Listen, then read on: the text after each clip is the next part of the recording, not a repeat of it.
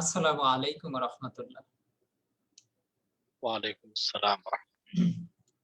দেশ ও দেশের বাহিরে যে প্রান্ত থেকে আমাদের এই লাইভ সেশনটিতে কানেক্টেড হচ্ছেন, প্রত্যেকেই শুভেচ্ছা অভিনন্দন জানাচ্ছি ম্যাজিক ইংলিশ লার্নিং স্কুলের পক্ষ থেকে।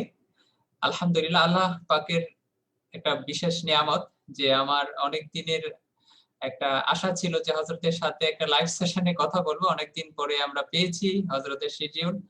ইনশাআল্লাহ আমাদের সাথে কিছুক্ষণ থাকবেন এবং আপনাদেরও কিছু প্রশ্নের উত্তর দিবেন। আমি কিছু প্রশ্ন করব, সেই প্রশ্নগুলো খুবই গুরুত্বপূর্ণ। আজকের আমাদের টপিকটি ইতিমধ্যে হয়তো ক্যাপশনে দেখেছেন যে ইসলামিক প্যারেন্টিং, যেটা আমাদের অভিভাবকগণ আমাদের সন্তানদেরকে নিয়ে কিন্তু আমরা উদ্বিগ্ন যে আসলে আমাদের সন্তান যদি বকে যায় তাহলে আমার জীবনের সকল পরিশ্রম কিন্তু বৃথা।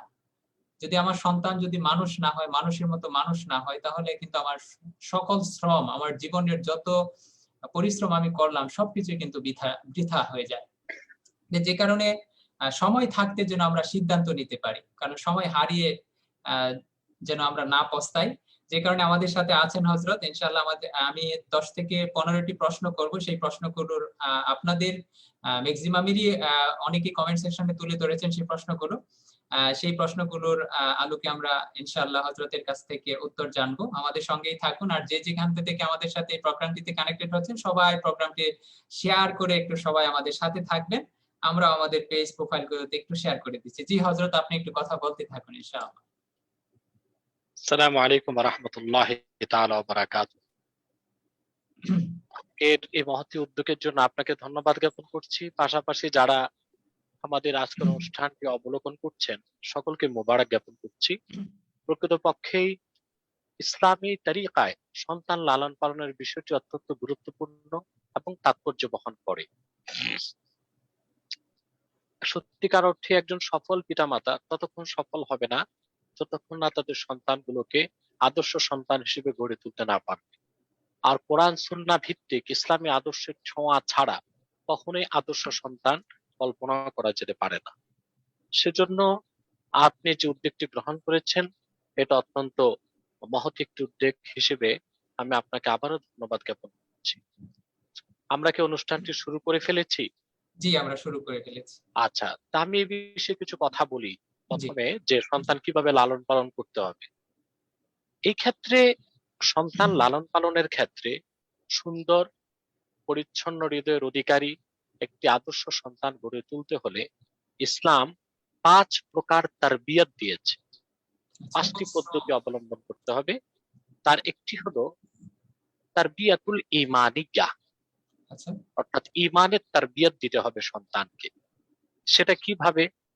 আল্লাহ রাসূল সাল্লাল্লাহু আলাইহি সাল্লাম একেবারে মায়ের পেট থেকে জন্মের পর থেকে ইসলাম তারবিয়ত বা লালন পালনের সুস্পষ্ট দিক ও নির্দেশনা দিয়েছে। এই ক্ষেত্রে যে বিষয়টি উল্লেখযোগ্য তা হচ্ছে রাসূল করিম সাল্লাল্লাহু আলাইহি সাল্লাম উম্মতকে নির্দেশ করেছেন সন্তান জন্মগ্রহণ করার পরেই তাকে পরিষ্কার করার পরে, পবিত্র করার পরে সন্তানের দোকানে আযান দিতে হবে। সুন্নতের অন্তর্ভুক্ত। এবং এই ব্যাপারে রাসূল করিম সাল্লাল্লাহু আলাইহি সাল্লাম ইরশাদ করেছেন যে তোমরা সন্তানকে প্রথম, যে হাদিসের মধ্যে যেটা এসেছে ইমাম হাকিম বর্ণনা করেছেন আব্দুল্লাহ বিন আব্বাস রাদিয়াল্লাহু তাআলা আনহুমা থেকে, তিনি বলেন আল্লাহ রাসূল সাল্লাল্লাহু আলাইহি ওয়াসাল্লাম ইরশাদ করেছেন ইফতাহু আলা সিবয়ানিকুম আউয়ালা কালিমাতিন বিলা ইলাহা ইল্লাল্লাহ মুহাম্মাদুর রাসূলুল্লাহ সাল্লাল্লাহু আলাইহি ওয়াসাল্লাম। সর্বপ্রথম তোমাদের সন্তান ছেলে হোক মেয়ে হোক নবজাতকের কানে প্রথম কালেমা যা উচ্চারণ করবে তোমরা তা হচ্ছে লা ইলাহা ইল্লাল্লাহ মুহাম্মাদুর রাসূলুল্লাহ সাল্লাল্লাহু আলাইহি ওয়াসাল্লাম। তবে যখন আযান দেওয়া হবে, ডান কানে বাম কানে ইকামত দেওয়া হবে, তখন স্বাভাবিকভাবেই সে তাওহীদ ও রিসালাতের মূল বাক্যগুলো শুনবে। মুহাক্কিকিনগণ বলেন যে নবজাতকের কানে, ডান কানে বাম কানে তাকে যখন এই তাওহীদের কথা শোনানো হবে, রাসূলুল্লাহর রিসালাতের পেগাম শোনানো হবে আযান ও ইকামতের মাধ্যমে, তার মন মস্তিষ্কে তাওহীদ ও রিসালাতের বিশ্বাস গেঁথে যাবে। পরবর্তীতে কখনো তার নাস্তিক, অবিশ্বাসী বা সংশয়বাদী হওয়ার সম্ভাবনা থাকে না বা থাকবে না। এটা হচ্ছে প্রথম গুরুত্বপূর্ণ কাজ। তারপর লালন পালনের ক্ষেত্রে আমরা দেখতে পাই আল্লাহর আখেরি নবী মুহাম্মদ সাল্লাল্লাহু আলাইহি সাল্লাম 1000 বছর আগে যে সুমহান আদর্শ আমাদের জন্য রেখে গিয়েছেন, যে কথা আল্লাহ কোরআন কারিমে বলেছেন, লাকাদ কানা লাকুম ফি রাসূলিল্লাহি উসওয়াতুন হাসানাহ, নিশ্চয়ই মুহাম্মদ সাল্লাল্লাহু আলাইহি ওয়াসাল্লামের মধ্যেই রয়েছে তোমাদের জন্য সর্বোত্তম আদর্শ। একজন শিশুকে কিভাবে লালন পালন করতে হয় সে শিক্ষাটাও রাসূল করিম সাল্লাল্লাহু আলাইহি ওয়াসাল্লাম দিয়ে গিয়েছেন। আকল আসার আগ পর্যন্ত মুহাক্কিকদের মতে বাচ্চাদের আকল চলে আসে 4 বছরে, অর্থাৎ কিছু বুঝার শক্তি চলে আসে তাদের মধ্যে, এবং 4 বছর থেকেই তাদের আইকিউ, ইন্টেলিজেন্ট কোয়েশ্চন বাড়তে থাকে। অর্থাৎ কোনো কিছু মুখস্থ করা, কোনো কিছু বুঝতে পারা, কোনো কিছু অ্যানালাইসিস করা, অবজার্ভ করার জ্ঞানগুলো চলে আসে। 4 বছরের আগ পর্যন্ত শিশু বাচ্চাদের বা এরপরেও আল্লাহ রাসূল সাল্লাল্লাহু আলাইহি ওয়াসাল্লামের আদর্শ থেকে আমরা দেখতে পাই তাদেরকে সবসময় আনন্দে রাখতে হবে, যেন তাদের মানসিক বিকাশ ঘটে। অর্থাৎ তাদেরকে বেহুদা ধমক দেওয়া যাবে না, কারণ তখনও তাদের আকল আসে নাই, পরিপক্কতা আসে নাই। সেজন্য তাদেরকে সবসময় খুশি এবং তাদেরকে আনন্দ দিয়ে রাখতে হবে। এর মাধ্যমে তাদের মনের বিকাশ ঘটবে এবং মেধার বিকাশ ঘটবে। এ ব্যাপারে হাদিসের মধ্যে আমরা দেখতে পাই যে রাসূল করিম সাল্লাল্লাহু আলাইহি সাল্লাম ছোট বাচ্চাদেরকে ভালোবাসতেন। ইয়াতাহাব্বাবু ইলাল আতফাল ওয়া ইয়ালআবু মাআহুম। আল্লাহ রাসূল সাল্লাল্লাহু আলাইহি ওয়াসাল্লাম বাচ্চাদেরকে দেখলে মুচকি হাসি দিতেন এবং তাদের সাথে রাসূল করিম সাল্লাল্লাহু আলাইহি ওয়াসাল্লাম কখনো কখনো যেটাকে বলা হয় মাযাক, বৈধ মাযাক, অর্থাৎ এটা নিছক কোনো কৌতুক না, রাসূল করিম সাল্লাল্লাহু আলাইহি ওয়াসাল্লাম তাদের সাথে যে হাসি খুশি আচরণ দেখাতেন সেখানেও তাদের জন্য থাকতো ব্যাপক শিক্ষা। তো শুধু তাই না, আমরা হাদিসে দেখতে পাই রাসূল করিম সাল্লাল্লাহু আলাইহি ওয়াসাল্লাম হাসান এবং হোসেন রাদিয়াল্লাহু তাআলা আনহুমাকে এবং আল্লাহ রাসূল সাল্লাল্লাহু আলাইহি ওয়াসাল্লামের মেয়ের ঘরের নাতনি হযরত উমামা, ওনাকে তাদেরকে আল্লাহ রাসূল সাল্লাল্লাহু আলাইহি ওয়াসাল্লাম মসজিদ নববীতে নিয়ে যেতেন, এমনকি নামাজের সময় তাদেরকে কাঁধে বসাতেন। কতটা আনন্দ রাসূল করিম সাল্লাল্লাহু আলাইহি ওয়াসাল্লাম শিশু বাচ্চাদেরকে দিতেন।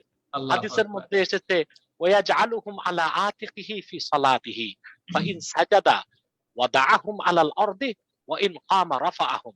রাসূল করিম সাল্লাল্লাহু আলাইহি ওয়াসাল্লাম নামাজ পড়ার সময় এই ছোট বাচ্চাদেরকে, হাসানকে, হোসেনকে, উমামাকে পিঠে চড়িয়ে নিতেন, সাজদায় যাওয়ার সময় নামিয়ে দিতেন, উঠার সময় আবার পিঠে উঠাতেন। এর অর্থ কি? এর অর্থ রাসূল করিম সাল্লাল্লাহু আলাইহি ওয়াসাল্লাম আমাদের জন্য আদর্শ রেখে গিয়েছেন মানব জাতির জন্য, যে ছোট অবুঝ বাচ্চাদেরকে প্রচন্ড আনন্দ দিতে হবে যেন তাদের মানসিক বিকাশ ঘটে, মনের বিকাশ ঘটে।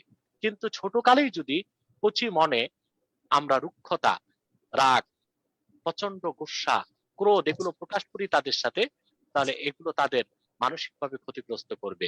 তারাও তখন ছোট কাল থেকে গড়ে উঠবে অ্যাগ্রেসিভ হিসেবে এবং তাদের অ্যাটিটিউড অনেকটা রুক্ষ হয়ে যাবে।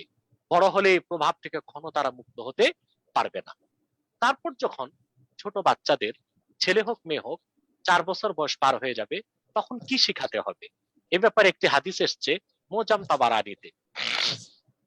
হাদিসের প্রয়োজনীয় অংশটুকু আমি বলছি আমার স্মৃতি থেকে, কারণ আমি অনেক আগে পড়েছি, এখন তো না দেখে পুরাটা পড়া যাবে না, স্মৃতি থেকে যতটুকু মনে আছে ততটুকু শোনাচ্ছি। আন আলী বিন কাররামাল্লাহু ওয়াজহা আনি নবী সাল্লাল্লাহু আলাইহি ওয়াসাল্লাম আন্নাহু قال আদিবু আওলাদাকুম বিসালাসি খিসাল হুব্বি নবিয়্যিকুম ওয়া আলি বাইতিহি ওয়া তিলাওয়াতিল কুরআন। আল্লাহ রাসূল সাল্লাল্লাহু আলাইহি ওয়াসাল্লাম ইরশাদ করেছেন, তোমরা তোমাদের সন্তানদেরকে, ছেলে হোক মেয়ে হোক, তাদেরকে 3টি অভ্যাস শিক্ষা দাও। তার প্রথমটি হলো যে হুব্বি নবিয়্যিকুম, তোমাদের নবী অর্থাৎ আমি মুহাম্মদ সাল্লাল্লাহু আলাইহি ওয়াসাল্লামের ভালোবাসা তাদেরকে শিখাও। ওয়া আলি বাইতি, এবং আমার বংশধরের ভালোবাসা শিখাও। ওয়া তিলাওয়াতিল কুরআন, এবং কোরআন তেলাওয়াত তাদেরকে শিখাও। এই হাদিসকে পর্যালোচনা করলে আমরা দেখতে পাই যে আকল চলে আসে 4 বছর বয়স থেকেই, আর তখন থেকেই তাদের অন্তরে আল্লাহ রাসূল মুহাম্মদ সাল্লাল্লাহু আলাইহি ওয়াসাল্লামের ভালোবাসার কথা গেঁথে দিতে হবে। কারণ ইসলাম ও ঈমানের মূল হচ্ছে রাসূল করিম সাল্লাল্লাহু আলাইহি ওয়াসাল্লামের মাহাব্বত, ভালোবাসা। হাদিসের জন্য এসেছে আলা লা ঈমানা লিমান লা মুহাব্বাতা লাহু সাল্লাল্লাহু আলাইহি ওয়াসাল্লাম। সাবধান জেনে রেখো, আল্লাহ রাসূলের ভালোবাসা যার অন্তরে নেই তার ঈমান নেই। তাহলে প্রথমেই রাসূল করিম সাল্লাল্লাহু আলাইহি ওয়াসাল্লামের ভালোবাসা যদি সন্তানের অন্তরে গেঁথে দিতে হয়, তাহলে বাচ্চাকালে তারা তো বই পড়তে পারে না, তাদেরকে আল্লাহ রাসূল সাল্লাল্লাহু আলাইহি ওয়াসাল্লামের জীবনী, সিরাত মুবারক থেকে ঘটনা শোনাতে হবে। উহুদ যুদ্ধের কথা, বদর যুদ্ধের কথা, আল্লাহ রাসূল সাল্লাল্লাহু আলাইহি ওয়াসাল্লামের বাল্যকালের কথা, আল্লাহ রাসূল সাল্লাল্লাহু আলাইহি ওয়াসাল্লামের হিজরতের কথা, আল্লাহর তাওহীদ ও দ্বীনকে প্রতিষ্ঠা করতে, যে আল্লাহ রাসূল মুহাম্মদ সাল্লাল্লাহু আলাইহি ওয়াসাল্লাম কতটুকু কষ্ট করেছেন, বিশেষ করে গোটা বিশ্ব মানবতার কল্যাণে ও মুক্তির জন্য আল্লাহ রাসূল মুহাম্মদ সাল্লাল্লাহু আলাইহি ওয়াসাল্লাম যে দ্বীন ইসলাম নিয়ে এসেছেন আল্লাহর পক্ষ থেকে, মুহাম্মদ সাল্লাল্লাহু আলাইহি ওয়াসাল্লাম, এই কথাগুলো তাদেরকে বসিয়ে বসিয়ে শোনাতে হবে। এর মাধ্যমে তাদের অন্তরে আল্লাহ রাসূল সাল্লাল্লাহু আলাইহি ওয়াসাল্লামের ভালোবাসা জেগে উঠবে এবং আহলে বাইতের ভালোবাসা তাদের অন্তরে জাগাতে হবে। এবং একটু পরিণত বয়স হলেই, অর্থাৎ 7 বছর বয়সের আগেই সন্তানকে কোরআন তেলাওয়াত শিখিয়ে ফেলতে হবে। আল্লাহর কোরআনের সাথে যখন একটি কমিউনিকেশন হয়ে যাবে, তখন ধীরে ধীরে ইমানের নূর সন্তানের কুচি মনে উদ্ভাসিত হতে থাকবে। এটা হচ্ছে লালন পালনের প্রথম শর্ত। তারপরে হচ্ছে দ্বিতীয় হচ্ছে আত-তারবিয়াতুল খুলুকিয়াহ, অর্থাৎ চারিত্রিক ভাবে তাকে দীক্ষা দেওয়া। প্রথমে হচ্ছে সন্তানকে ইমানের দীক্ষায় দীক্ষিত করা, ইমানের ক্ষেত্রে লালন পালন। দ্বিতীয়টা হচ্ছে তার চারিত্র গঠনে, চারিত্রিক উৎকর্ষ সাধনের জন্য, তার অন্তরের সুকুমার বৃত্তিগুলোকে বিকশিত করার জন্য পিতামাতাকে খেয়াল করতে হবে যেন তার চারিত্রিক বিকাশ ঘটে। সেজন্য কি করতে হবে? সেজন্য প্রথমেই 7 বছর বয়স তখন হয়ে গেছে, আমি যেভাবে ধারাবাহিকভাবে বলছি সন্তান লালন পালনের ক্ষেত্রে, তখন তাকে নামাজে শিক্ষা দিতে হবে। এই ক্ষেত্রে রাসূল করিম সাল্লাল্লাহু আলাইহি ওয়াসাল্লাম ইরশাদ করেছেন, মুরু আওলাদাকুম বিস-সালাহ ওয়া হুম আবনাউ সাবঈ সিনিন, তোমরা তোমাদের সন্তান ছেলে হোক মেয়ে হোক তাদেরকে নামাজের আদেশ করো যখন তাদের বয়স 7। ওয়াদরিবুহুম আলাইহা ওয়া হুম আবনাউ আশরিন, আর যখন তাদের বয়স 10 তখন যদি নামাজ না পড়ে তাহলে তাদেরকে মৃদু প্রহার করো। মৃদু প্রহার মানে তাকে হালকা শাসনের জন্য, তাকে হালকা পানিশমেন্ট যেটা সে বরদাস্ত করতে পারে। ওয়াফাররিকু বাইনাহুম ফিল মাদাজি, এবং তাদের বিছানাকে পৃথক করে দাও। অর্থাৎ 7 বছর বয়স থেকে তার ভালো মন্দ বোঝার জ্ঞান চলে আসে এবং এই মুহূর্তে সে আকেল হয়ে যায়। শরীয়তের দৃষ্টিকোণ থেকে সে বালেগ না হলেও আকেল হয়ে যায়। আকেলের পর বালেগ হবে সে। আকেল হয়ে যাওয়ার পর তাকে নামাজের দীক্ষা দিতে হবে। 5 ওয়াক্ত নামাজের জন্য তাকে প্রেসার ক্রিয়েট করতে হবে এবং তাকে বুঝিয়ে শুনিয়ে নামাজে অভ্যস্ত করতে হবে। এটা হচ্ছে তারবিয়াতুল খুলুকিয়াহ। এই তারবিয়াতের মধ্যে আরো রয়েছে মানুষের ভালো কথা শিক্ষা দেওয়া, সত্য কথা শিক্ষা দেওয়া, পরনিন্দা পরচর্চা না করা। কিন্তু আমাদের দেশে এইভাবে আমরা সন্তানকে লালন পালন করছি না, বরং সোশ্যাল মিডিয়ার কুফলতার কারণে এবং অপসংস্কৃতির কারণে আমাদের ছোট ছোট বাচ্চারা ছোট কাল থেকেই মিথ্যা শিখে, হিংসা বিদ্বেষ শিখে, কিভাবে একজন আরেকজনকে মেরে কুপুকাত করতে হয় এগুলো শেখানো হচ্ছে আমাদের অপসংস্কৃতির মাধ্যমে এবং আমাদের অপসংস্কৃতি চর্চার মাধ্যমে। অথচ এই বয়সটিতে সন্তানকে শেখানো হবে যে উত্তম চরিত্র কিভাবে সে ধারণ করবে। কারণ 7 বছর বয়স থেকে 11-12 পর্যন্ত এটাকে টিন এজ ধরা হয়, সবচেয়ে রিস্কি পিরিয়ড সন্তানের জন্য। এই সময়টিতে তার চরিত্রের দিকে সবচেয়ে বেশি লক্ষ্য রাখতে হবে। 3 নাম্বার হচ্ছে তারবিয়াতুল জিসমিয়াহ। ইসলাম সবচেয়ে বেশি গুরুত্ব দিয়েছে সুস্বাস্থ্যের ব্যাপারে।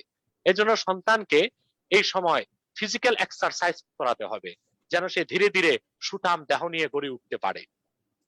যে সন্তানগুলো বাল্যকাল থেকে ফিজিক্যাল এক্সারসাইজ করবে না, দেখা যাবে তারা ধীরে ধীরে তাদের শরীরে মেদ জমে যাবে, তাদের মধ্যে অলসতা চলে আসবে, তাদের মধ্যে কর্ম উদ্দীপনা থাকবে না, সজীবতা থাকবে না, তখন সে ভালো পড়াশোনা করতে পারবে না, ভালো ছাত্র হতে পারবে না। এই জন্য ইসলাম যথেষ্ট গুরুত্ব দেয় সুস্বাস্থ্যের ব্যাপারে। একজন মানুষকে যদি সে দ্বীনের কর্মী হতে চায় বা আল্লাহ তাআলার নেককার বান্দা হতে চায়, তাকে প্রচন্ড কর্মঠ হতে হবে। কারণ অকর্মণ্য এবং অলস মানুষ তো তারাবির নামাজ পড়বে না, অকর্মণ্য অলস মানুষ জামাতে যে নামাজ পড়বে না, অকর্মণ্য অলস মানুষ তো ফজর নামাজের সময় ঘুম থেকে উঠে নামাজ পড়তে যাবে না।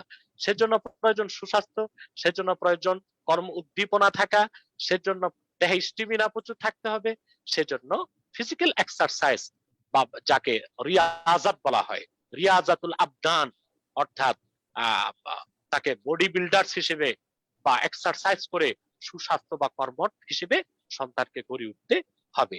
এ ব্যাপারে রাসূল করিম সাল্লাল্লাহু আলাইহি ওয়াসাল্লামের হাদিস আছে, আল মুমিনুল কাওয়িয়্যু খায়রুন ওয়া আহাব্বু ইলাল্লাহি মিনাল মুমিনিদ দাঈফ। একজন অসুস্থ এবং দুর্বল মুমিন থেকে একজন কর্মঠ সুস্বাস্থ্যের অধিকারী মুমিনের আল্লাহর কাছে অধিক প্রিয়। কারণ অলস, অকর্মণ্য এবং যারা শক্তিহীন, মেধাহীন, তাদের দ্বারা দিনের খুব একটা কাজ হয় না। বরং সমাজের জন্য তারা বোঝা হয়ে থাকে। সেজন্য সন্তানকে অবশ্যই রাতে খাওয়া দাওয়ার পর একটু এক্সারসাইজের অভ্যাস গড়ে তুলতে হবে, সকালে ফজর নামাজের পর একটু হাঁটাহাঁটির অভ্যাস গড়ে তুলতে হবে, বিকেলে শরীয়তের পদ্ধতি রক্ষা করে সে খেলাধুলা করতে পারে একটু, যেন তার শরীর চর্চার মাধ্যমে তার দৈহিক সুঠাম দেহের সে অধিকারী হতে পারে। 4 নম্বর হচ্ছে তারবিয়াত বা লালন পালনের ক্ষেত্রে আত-তারবিয়াতুল আকলিয়াহ, অর্থাৎ সন্তান ধীরে ধীরে বড় হবে আর তার চিন্তার ক্ষেত্রকে প্রসারিত করতে হবে পিতামাতাকে। অর্থাৎ আল্লাহর সৃষ্টি নিয়ে সে চিন্তা করবে, মানুষকে নিয়ে সে চিন্তা করবে, পৃথিবীকে নিয়ে সে চিন্তা করবে। আল্লাহ পাক কোরআন কারীমে বলেছেন, কুলিং যুরু মাযা ফিস সামাওয়াতি ওয়াল আরদ, মুহাম্মদ সাল্লাল্লাহু আলাইহি ওয়াসাল্লাম আপনি বলুন তারা যেন লক্ষ্য করে দেখে আকাশ ও জমিনে আল্লাহর কি নিদর্শন সমূহ রয়েছে। এই নিদর্শন সমূহ গুলো দেখার দ্বারাই কিন্তু তার মধ্যে বিজ্ঞান মনস্ক ভাব চলে আসবে, সে আকেল হবে, সে জ্ঞানী হবে, তার মেধার বিকাশ ঘটবে। মানুষ যখন দেখে তখন চিন্তা করে, যখন চিন্তা করে তখন তার জ্ঞানের বিকাশ ঘটে। যেমন আপনি দেখুন স্যার আইজাক নিউটন, সে একটি আপেল বাগানে বসেছিল, আপেল গাছ থেকে পড়ে গিয়েছে, সে চিন্তা করতে লাগলো যে আপেলটা নিচে না পড়ে উপরে গেল না কেন। এর থেকে চিন্তা করে সে পেল পাওয়ার অফ গ্রেভিটেশন, মাধ্যাকর্ষণ শক্তির মতো যুগান্তকারী একটি জিনিসের তথ্য সে পৃথিবীর মানুষকে দিয়েছে। যদিও বা আমি বলবো এটা আইজাক নিউটনের আবিষ্কার নয়, কোরআন কারীম আল্লাহ তাআলা ১,৫০০ বছর আগে বলেছেন, ইন্নাল্লাহা ইউমসিকুস সামাওয়াতি ওয়াল আরদা আন তাজুলা, আল্লাহ তাআলা আকাশ জমিনকে ধরে রেখেছেন বিচ্যুত হওয়া থেকে। এই বিচ্যুত হচ্ছে না কেন? আকাশ জমিন গ্রহ নক্ষত্র গ্রহাণু পুঞ্জ নিহারিকা ধূমকেতু মাধ্যাকর্ষণ শক্তির কারণে আটকা পড়ে আছে। এটা কোরআন থেকেই মানুষ পেয়েছে। কিন্তু নিউটনের উদাহরণটা দিলাম যে সে চিন্তা করেছে, চিন্তা করতে যে মাধ্যাকর্ষণ শক্তির একটি জিনিসকে খুঁজে পেয়েছে। এই জন্য আল্লাহ তাআলার নির্দেশ, ইসলামের দীক্ষা হচ্ছে প্রতিটি মানুষ চিন্তা করবে, ভাবনা করবে। অতএব পিতা মাতাকে সন্তান যেন চিন্তার জগতে তার চিন্তাকে প্রসারিত করতে পারে, জ্ঞানের বিকাশ যেন ঘটাতে পারে, তার মধ্যে যেন আবিষ্কার মনস্কতা সৃষ্টি হয়, অর্থাৎ নতুন নতুন চিন্তা ধ্যান ধারণা তার মধ্যে তৈরি হয় এবং কনস্ট্রাকটিভ দিকগুলো সে পৃথিবীর মানুষকে উপহার দিতে পারে। সেজন্য চতুর্থ তারবিয়ত বা লালন পালনের ক্ষেত্রে তারবিয়াতুল আকলিয়া, পিতামাতাকে অবশ্যই খেয়াল রাখতে হবে সন্তানের ক্ষেত্রে। সেজন্য সন্তানকে সুসাহিত্য পাঠ করাতে হবে। আমরা এটা পাচ্ছি না।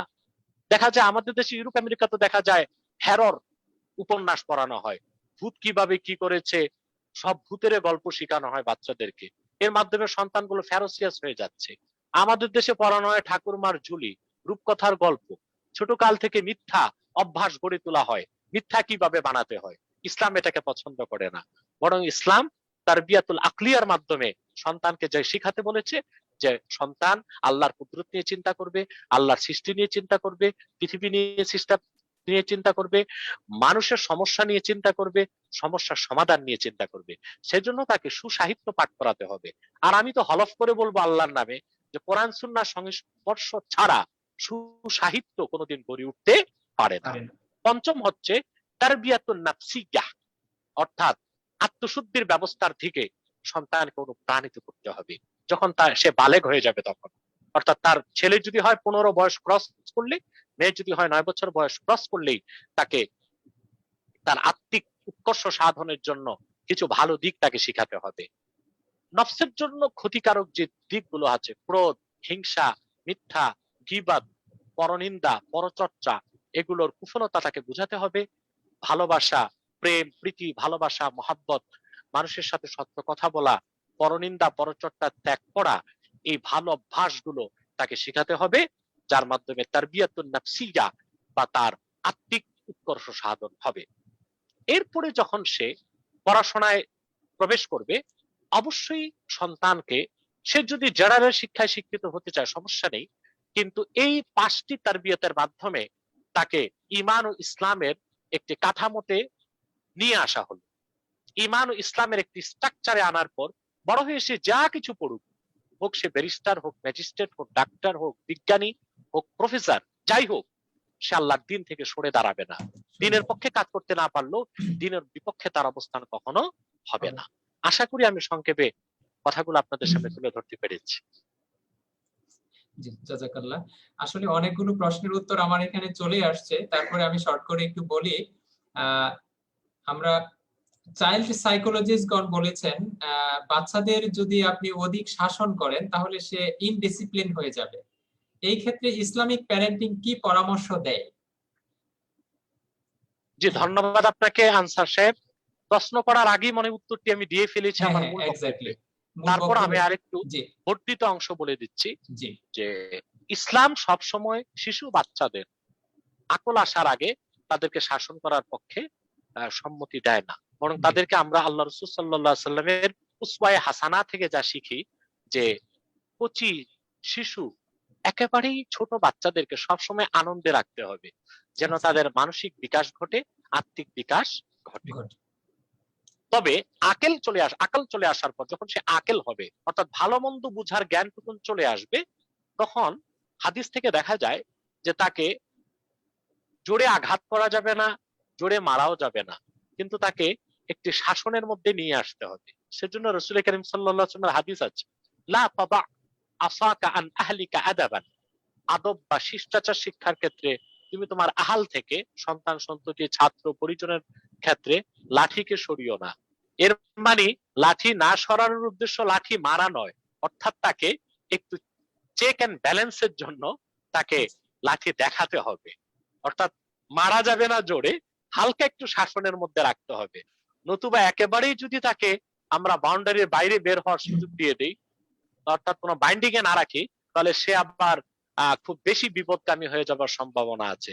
আমরা এরিস্টোক্রেট ফ্যামিলি গুলোতে দেখতে পাচ্ছি সেখানে কোনো সন্তান লালন পালনের ক্ষেত্রে ইসলামের দিক নির্দেশনাকে তারা দেখছে না। সন্তান ও লেভেল এ লেভেল পাশ করে এখন এরা কিশোর গ্যাঙ্গে ঢুকতেছে। তার কারণ হচ্ছে বাবা মা ছোটকাল থেকে তাদেরকে এত অবাধ সুযোগ দিয়েছে, তারা যা খুশি তা করেছে, এখন আর তারা কোনো আইন কানুন শাসন মানতে প্রস্তুত না। এজন্য আইন কানুনের প্রতি যে অবিডিয়েন্সি, আইন কানুন মানার ক্ষেত্রে যে আনুগত্য, সেই শিক্ষাটা সন্তানকে বাল্যকাল থেকে দিতে হবে। সেজন্য রাসূল করিম সাল্লাল্লাহু আলাইহি ওয়াসাল্লাম বলেছেন, লা তাদা আসাকান আহলিকা আদাবান, অর্থাৎ আদব শিক্ষা দেবার ক্ষেত্রে সন্তান থেকে তোমরা ছড়ি বা লাঠিটা সরিও না। এর মানে তাকে ভয় দেখাতে হবে হালকা হালকা, যেন সেই ভয়টা মাত্রাতিরিক্ত না হয়। আবার একেবারে তাকে যদি বাইন্ডিং এর বাইরে যেতে দেওয়া হয়, তাহলে সে বড় হয়ে মানুষ না হয়ে অমানুষ হয়ে যাবে। এই দিকটিও লক্ষ্য রাখতে হবে। আচ্ছা, আশা করি উত্তরটা পেয়েছেন। জি, জাযাকাল্লাহ। আরেকটি প্রশ্ন হচ্ছে যে আমরা জানি যে আহ, প্রতিটি শিশু ইসলামী ফিতরাতের উপর জন্মগ্রহণ করে, কিন্তু তার বাবা মা তাকে ইহুদি, নাসারা, খ্রিস্টান বা বিভিন্ন ধর্মাবলম্বী বা অগ্নি পূজক হিসেবে তারা বাবা মা তৈরি করে। এখন এখানে কথা হচ্ছে যখন একটা যেরকম আমরা জন্মগ্রহণ করেছি ইসলামী পরিবারে, আমার বাবা মা মুসলমান হিসেবে আমি কিন্তু ইসলামের ছোঁয়াটা পেয়েছি আমার বাবা মার কাছ থেকে। তো একটা শিশু যখন অন্য ধর্মে জন্মগ্রহণ করে, তো যেহেতু জন্মের উপর কারো হাত নেই, যখন অন্য কোনো ধর্মে জন্মগ্রহণ করে তার তো ইসলাম ধর্মে অর্থাৎ এই ইসলামের সুশীতল বাণীগুলো খুব সহজে পাওয়া এবং এগুলো মেনে চলা এবং সে ধর্মে ধাবিত হওয়ার চান্সটা খুব কম থাকে আলটিমেটলি। কারণ আমরা জানি যে বাবা মা যেই ধর্ম পালন করে সন্তানও দেখা যায় সেটাই ছোট কাল থেকে শিখে, যেটা আপনি ইতিপূর্বে আলোচনা করে আসতেছেন যে আসলে পরিবার থেকে কিন্তু আমরা অনেক কিছুই শিখি। তো আলটিমেটলি খুব রেয়ার দেখা যায় যখন অন্য ধর্ম থেকে আমাদের মুসলিম ধর্মে আসে। কিন্তু আসলে যে জন্মের উপর যে আল্লাহ তাআলা জন্মগ্রহণ করাইলেন কাউকে মুসলমান হিসেবে, কাউকে অন্য ধর্ম হিসেবে, তাহলে এইখানে কি আসলে যাকে অন্য ধর্মে জন্মগ্রহণ করলেন তার উপর কি আল্লাহ পাকের অনুগ্রহটা কম হলো না? বিষয়টা এটা আমার স্পেশাল একটা প্রশ্ন। আচ্ছা আচ্ছা, সুন্দর প্রশ্ন করেছেন। আর এই প্রশ্নটা আপনার জেগেছে এই জন্য যে সংশয়বাদীগণ এইরকম প্রশ্ন করে থাকেন, আচ্ছা যার আচ্ছা, মাধ্যমে তারা মানুষের মধ্যে সন্দেহ বা সংশয়ের বীজ বপন করতে চান। জি, উত্তরটা আমি দিচ্ছি আপনাকে তাফসির, হাদিস এবং এলমে তাসাউফ, আচ্ছা মারিফতের দৃষ্টিকোণ থেকে। আচ্ছা প্রথম কথা হচ্ছে যে আল্লাহ তাআলা সৃষ্টিগতভাবে আমাদের প্রতিটি মানুষকে স্বাধীনতা দিয়েছেন। আচ্ছা আমাদেরকে আল্লাহ তাআলা পরাধীন রেখে সিদ্ধান্ত গ্রহণের সুযোগ দেননি, মানে আচ্ছা, একেবারেই উন্মুক্ত পরিবেশে আমাদেরকে স্বাধীনতা দিয়েছিলেন। সেটা হলো আত্মার জগতে। আল্লাহ আচ্ছা পাক কোরআন কারীমে সূরাতুল আরাফে ১৭২ নম্বর আয়াতে বলেছেন, وَإِذْ أَخَذَ رَبُّكَ مِنْ بَنِي آدَمَ مِنْ ظُهُورِهِمْ ذُرِّيَّتَهُمْ وَأَشْهَدَهُمْ عَلَى أَنفُسِهِمْ أَلَسْتُ بِرَبِّكُمْ। স্মরণ করো যখন মুহাম্মদ সাল্লাল্লাহু আলাইহি ওয়াসাল্লাম আপনি স্মরণ করুন, যখন আপনার রব আল্লাহ তাআলা আদম সন্তানদের পৃষ্ঠদেশ থেকে তাদের বংশধরদেরকে, সন্তান সন্ততিদেরকে বের করে এনেছেন আত্মার জগতের কথা, আচ্ছা রূহগুলোকে লক্ষ্য করে আল্লাহ তাআলা প্রশ্ন করেছেন ওয়াশহাদাহুম আলা আনফুসিহিম, এবং আল্লাহ নিজের ক্ষেত্রে প্রত্যেক আত্মা সাক্ষী গ্রহণ করেছেন, রূহগুলো সাক্ষী গ্রহণ করেছে। প্রশ্ন করেছিলেন আলাস্তু বিরাব্বিকুম, আমি কি তোমাদের রব নই? ক্বালু বালা, তারা বলেছে হ্যাঁ, শাহিদনা, আমরা সাক্ষ্য দিয়েছি। কেন সাক্ষী দিয়েছি সে কথাটি আল্লাহ সুবহানাহু ওয়া তাআলা স্পষ্ট করে দিয়েছেন যে আন তাকুলু ইয়াউমাল কিয়ামাতি ইন্না কুননা আন হাযা গাফিলিন, কিয়ামতের দিন যেন কোন ধর্মের মানুষ এই অজুহাত পেশ করতে না পারে যে আল্লাহ আপনাকে সাক্ষী দেবার ক্ষেত্রে, আপনার রুবুবিয়াতের ক্ষেত্রে, আপনার একত্বের ক্ষেত্রে আমরা ওয়াকিফাল ছিলাম না। তার মানে কি দেখা যাচ্ছে, আত্মার জগতে প্রতিটি আত্মাই আল্লাহর একত্বের সাক্ষী দিয়েছে, মুহাম্মদ সাল্লাল্লাহু আলাইহি ওয়াসাল্লামের রিসালাতের সাক্ষী দিয়েছে। কারণ তাফসীরের কিতাবগুলোতে দেখা যায় আল্লাহ পাক যখন প্রশ্ন করেছেন আলাস্তু বিরাব্বিকুম, আমি কি তোমাদের রব নই, কোন আত্মার এই প্রশ্নের উত্তর জানা ছিল না। সর্বপ্রথম এই প্রশ্নের উত্তর আত্মার জগতে দিয়েছেন মুহাম্মদ সাল্লাল্লাহু আলাইহি ওয়াসাল্লাম, বালা, হ্যাঁ আল্লাহ তুমি আমার রব। আল্লাহ রাসূল মুহাম্মদ সাল্লাল্লাহু আলাইহি ওয়াসাল্লামের সাক্ষী শুনে সকল নবীগণের আত্মা সাক্ষী দিয়েছে। তাহলে দেখা যায় আত্মার জগতে স্বাধীন ছিলাম আমরা, সেই স্বাধীন জায়গায় স্বাধীন মনে আমরা আল্লাহর একত্বের সাক্ষী দিয়েছি, মুহাম্মদ সাল্লাল্লাহু আলাইহি ওয়াসাল্লামের রিসালাতের সাক্ষী দিয়েছি।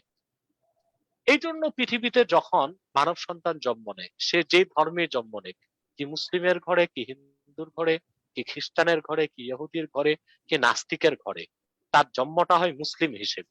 আচ্ছা যা বুখারী শরীফে এসেছে, মুসলিমে এসেছে। আল্লাহ রাসূল সাল্লাল্লাহু আলাইহি ওয়াসাল্লাম ইরশাদ করেছেন কুল্লু মাউলুদি ইউলাদু আলাল ফিতরাহ ফাআবাওয়াহু ইউহাউবিদানিহি আও ইউনাসসিরানিহি আও ইউমাজ্জিসানিহি, প্রতিটি মানুষ জন্ম নেয় মুসলিম হিসেবে, অতঃপর তার পিতামাতা তাকে ইহুদি বানায়, খ্রিস্টান বানায়, অগ্নি পূজারী বানায়।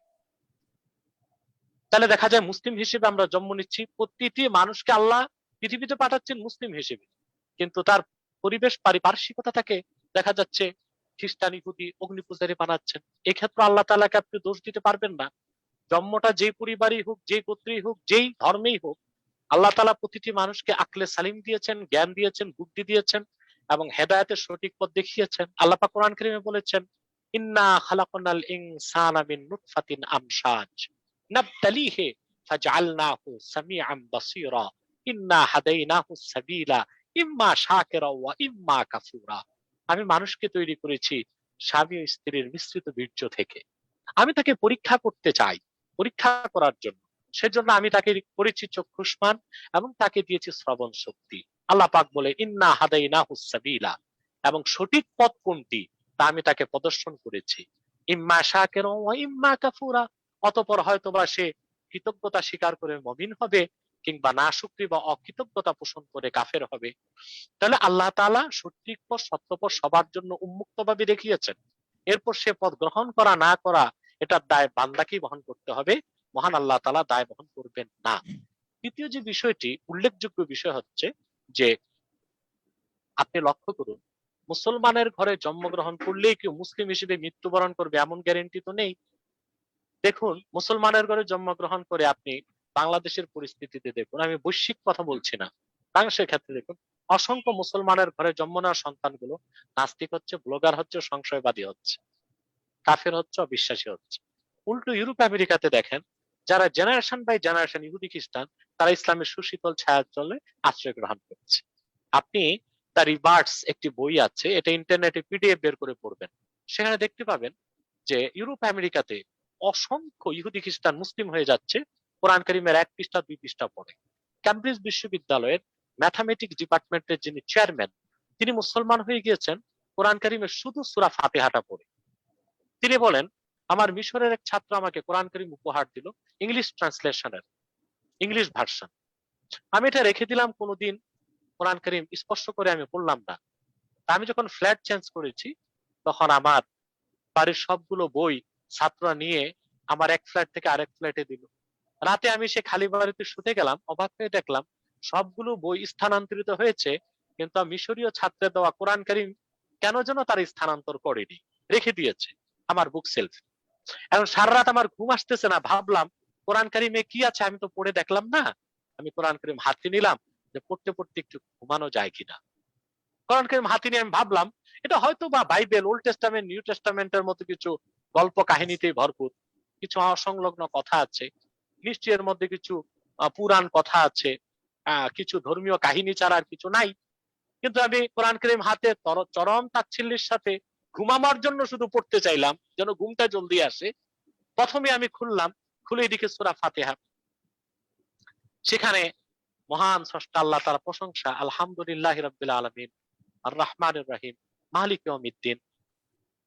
আল্লাহর সর্বশ্রেষ্ঠত্বের কথা, রুবুবিয়তের কথা, তার দয়ার কথা, তিনি রহমান, তিনি রহিম, তিনি এগুলো আসছে।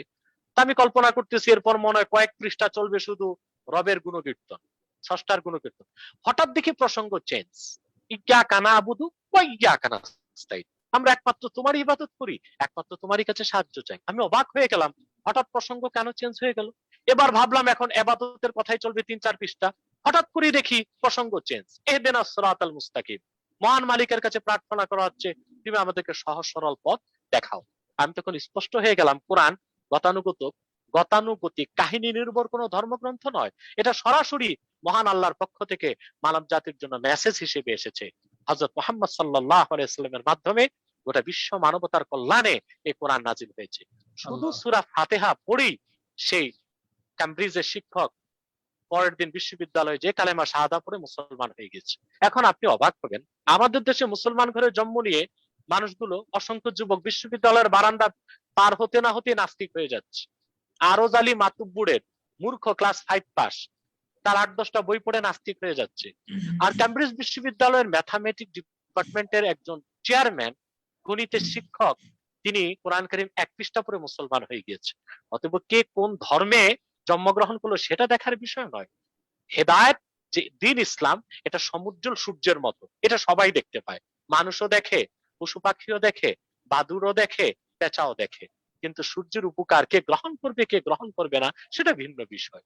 অতএব শুধুমাত্র অমুসলিমদের ঘরে জন্ম নেবার কারণে কেউ ইসলাম গ্রহণ করতে প্রতিবন্ধকতা সৃষ্টি হবে, এটা কোনো কথা নয়।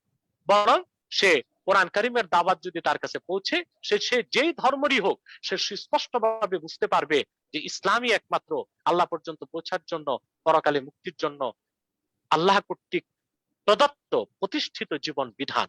অতএব এটা মুসলিমের সন্তান যেভাবে আকল চলে আসলে বুঝতে পারে, অমুসলিমের সন্তানও আকল চলে আসার পর ইসলামের দাওয়াত যদি তার কাছে পৌঁছে সে বুঝতে পারবে।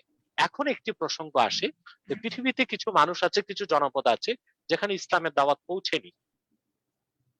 যেমন আপনার এস্কিমো আছে, বরফ অঞ্চলে যারা থাকে তাদের সংখ্যা প্রায় 1 লক্ষ, এবং অ্যামাজন জঙ্গলে যারা আছে কয়েক লক্ষ মানুষ আছে। তারা পৃথিবীর সভ্যতা থেকে অনেক দূরে, তাদের কাছে কোন ধর্ম তো দূরে থাক, ইসলামের সুমহান বাণীটাও পৌঁছেনি। তাদের ক্ষেত্রে কি বিচার হবে? তাদের কাছে তো সত্যের দাওয়াত পৌঁছেনি। সেক্ষেত্রে আমাদের ইমাম আযম আবু হানিফা রাহমাতুল্লাহ বলেছেন, ওইসব অঞ্চলের মানুষকে হাসরে একটাই প্রশ্ন করা হবে, তারা ইবাদত করলো কি করলো না এইসব প্রশ্ন নাই। আল্লাহ তাআলা হাসরে তাদের একটি প্রশ্ন করবেন, মান খালাকাকা, তোমাকে কে সৃষ্টি করেছে? যদি সে এতটুকু প্রশ্ন উত্তর দিতে পারে যে আমাদের স্রষ্টা আপনি আল্লাহ, আল্লাহ তাদের নাজাত দিবেন, বেহেশত দিয়ে দিবেন। আসলে আল্লাহ তাআলা কখনো মানুষের উপর জুলুম করেন না, কারণ আল্লাহ তাআলা স্পষ্ট বলেছেন যে লা ইউকাল্লিফুল্লাহু নাফসান ইল্লা উসআহা, মানুষের সাধ্যের অতীত কিছু আল্লাহ মানুষকে চাপিয়ে দেন না। এবার আরেকটি সূক্ষ্ম প্রসঙ্গে আসি। ঈমানের মূল বিষয় বিশ্বাস করে যদি কেউ পড়ে, তার যদি বাহ্যিক পরিচয় ইহুদি হোক, খ্রিস্টান হোক, হিন্দুও হয়, পৃথিবীতে সে অমুসলিম হিসেবে পরিচিত হবে। কিন্তু ঈমানের মূল ভিত্তির বিশ্বাস যদি তার অন্তরে থাকে, স্বীকৃতি যদি মুখে থাকে, ভয়ভীতির কারণে সে যদি প্রকাশ করতে নাও পারে, কাল কিয়ামতের দিন মুসলিম হিসেবে আল্লাহ তার নাজাতের ব্যবস্থা করে দিবেন। এই ক্ষেত্রে বিশ্ববরেণ্য আমি একটা উদাহরণ দিচ্ছি, যেমন হিন্দুদের মূল ধর্মগ্রন্থে ইসলামের মূল কথা কিছু এসেছে। আপনার ঋগ্বেদ, তার উপনিষদ, এসব গ্রন্থগুলোতে তারপরে কিছু কথা এসেছে, তাওহীদের কথা, আল্লাহ রাসূলের কথা, কিছু সত্য কথা রয়ে গেছে, পরিবর্তন করা সম্ভব হয়নি। যেমন আল্লাহর একত্বের কথা আছে, মুহাম্মদ সাল্লাল্লাহু আলাইহি ওয়াসাল্লাম সর্বশেষ নবী ও রাসূল হিসেবে মক্কা মুকাররমায় আসবেন, এই ভবিষ্যৎ বাণীগুলো তাদের ধর্মগ্রন্থগুলোতে আছে। সেই দৃষ্টিকোণ থেকে কোন হিন্দু যদি মনে প্রাণে বিশ্বাস করে আল্লাহ এক, আল্লাহর কোনো শরীক নেই, এবং মুহাম্মদ সাল্লাল্লাহু আলাইহি ওয়াসাল্লাম আল্লাহ তাআলার সর্বশেষ নবী ও রাসূল, এই বিশ্বাস যদি তার অন্তরে থাকে, আর সে যদি মূর্তি পূজাকে হারাম মনে করে ঘৃণা করে, শিরক মনে করে ঘৃণা করে, পূজা পার্বণে অংশগ্রহণ নাও করে, পৃথিবীতে তার পরিচয় হিন্দু হলেও, অমুসলিম হলেও, আল্লাহর কাছে সে মুসলিম বলে বিবেচিত হবে। এই ক্ষেত্রে আল্লামা বদরুদ্দীন আইনী বলেছেন, ফাহুয়া মুমিনুন ইনদাল্লাহ কাফিরুন ইনদান নাস। মানুষের সমাজে তাকে অমুসলিম বলা হলেও আন্তরিকভাবে ঈমান আনার কারণে আল্লাহর কাছে সে মুমিন হিসেবে স্বীকৃতি পাবে, নাজাত পাবে। আশা করি উত্তরগুলো পেয়েছেন আপনি। আলহামদুলিল্লাহ। তো আমরা যেহেতু টপিকটাই প্যারেন্টিং, তো এখানে আমাদের অনেক অডিয়েন্সরা জানতে চেয়েছিলেন যে আপনি আপনার সন্তানদেরকে কিভাবে মানুষ করছেন বা তাদেরকে কিভাবে গাইড করছেন। অনেক কথা বলেছেন, এর মাঝেই চলে আসছে অনেক কথা। তারপরে একটু যদি সংক্ষেপে বলেন যে আপনার জি জি। আপনার ছেলে সন্তান কতজন এবং তারা বয়স কত এবং কোথায় পড়াশোনা করছে বা কিভাবে গাইড করছেন তাদের। আলহামদুলিল্লাহ, আল্লাহ তাআলা আমানত হিসেবে, হাদিয়া হিসেবে আমাকে 4 সন্তান দান করেছেন। বড় ছেলে সৈয়দ মোহাম্মদ মুস্তাফা আহমদ আমিন আব্বাসী আকিব, তার বয়স 13। তারপর হচ্ছে আমার মেজো ছেলে মোহাম্মদ আব্দুর রহমান ফাইরুজ, তার বয়স হচ্ছে 7। তারপর 6। তারপর হচ্ছে আমার মেয়ে উমামা আজরা আব্বাসী, তার বয়স হচ্ছে 5। তারপর আমার ছোট ছেলে আব্দুল নূর উফায়ের আব্বাসী, তার বয়স হচ্ছে 3। তো বড় ছেলে মেজো ছেলে এখন পড়াশোনায় চলে এসেছে। অধিকাংশ সময় আমি যে কথাগুলো জনগণের উদ্দেশ্যে বলেছি, এভাবেই সন্তানদেরকে লালন পালন করি। সবসময় এলমি পরিবেশে তাদেরকে রাখার চেষ্টা করি, এবং তাদেরকে তারা যেন ইসলামী তাহজিব তামাদ্দুন সংস্কৃতিতে অনুপ্রাণিত হয়, তার জন্য আমি তাদেরকে ছোট ছোট মাইক কিনে দিয়েছি। এই মাইকগুলোতে তারা দরুদ সালাম পড়ে, কোরআন তেলাওয়াত করে, হামদ ও নাত গেয়ে থাকে। তারপরে তাদেরকে ঈমান ও আকীদার মৌলিক বিষয়গুলো শিখাই, এবং তারা আমার আলোচনা থেকেও সবসময় শোনে এবং উপকৃত হয়। একাডেমিক্যালি পড়াশোনার ক্ষেত্রে আমার বড় ছেলেটা এখন একাডেমিতে ভর্তি হয়েছে। আমি যেটা আমার ক্ষেত্রে অনুসরণ করেছি, সন্তানদের ক্ষেত্রে সেটা করি, ও আমার নিজের মাদ্রাসার ছাত্রদের ক্ষেত্রেও এই পদ্ধতি আমি অনুসরণ করে যাচ্ছি। আমাদের দেশে বহুমুখী শিক্ষা, যেমন একটি শিক্ষা হচ্ছে মাদারিসুল আরাবিয়া, কওমি মাদ্রাসায় পড়ানো হচ্ছে পিওর আরবি। আরেকটা হচ্ছে আলিয়া মাদ্রাসা, সেখানে কিছু আরবি আছে, ইংরেজি বাংলা অঙ্ক আছে। আরেকটা হচ্ছে একেবারেই উৎপাদনমুখী শিক্ষা, যেটা জাগতিক শিক্ষা, স্কুল কলেজের শিক্ষা। এখন সন্তানকে তো কোনোভাবেই 3টি শিক্ষায় শিক্ষিত করা যাবে না। সেজন্য আমি ব্যক্তিগত জীবনে পিওর স্কুল কলেজে পড়েছি, কলেজে পড়াশোনা করে আমি মাদ্রাসায় প্রবেশ করেছি। সেজন্য ভাষা জ্ঞান এবং বিজ্ঞানের বিভিন্ন শাখার যে বেসিক নলেজ, এগুলো আমি পেয়েছি স্কুল কলেজ থেকে আলহামদুলিল্লাহ। যে কারণে আমি কোরআন হাদিস পড়ার মাধ্যমে বৈজ্ঞানিক ভুল ত্রুটি বা বর্তমান মানবরচিত শিক্ষার যে ভুল ত্রুটি, অসারতা, তা খুব সহজে বুঝতে পারি। সেজন্য আমার সন্তানদেরকে সেভাবে পড়াচ্ছি।